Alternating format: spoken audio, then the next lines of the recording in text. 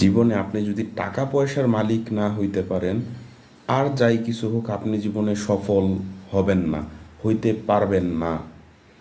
আপনাকে অবশ্যই টাকা পয়সার মালিক হইতে হবে, অবশ্যই সেটা হালাল পন্থায়, বৈধ পন্থায়, কিন্তু সেটা হইতেই হবে। এটার বিকল্প কোনো পথ নাই। আজকে মুসলমানদের অধপতনের মেন কারণ হচ্ছে ফাইনাল ফাইনান্সিয়ালি তারা স্ট্রং না, ফাইনান্সিয়ালি তারা অনেক উইক।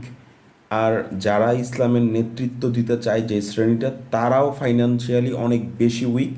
তারা মনে করে যে ডোনেশন দিয়ে তারা অনেক বড় কিছু করে ফেলবে, কিন্তু এটা পসিবল, কিন্তু কতটুকু পসিবল? 5% পসিবল। আপনি হয়তো সর্বোচ্চ একটা বিল্ডিংয়ের আপনি ফাউন্ডেশনটা তৈরি করতে পারবেন, কিন্তু আপনাকে তো পরবর্তীতে সেই বিল্ডিংটাকে সাজাইতে হবে, ডেকোরেশন করতে হবে, অনেক কিছু করতে হবে। সেগুলোর জন্য হিউজ হিউজ হিউজ টাকার প্রয়োজন।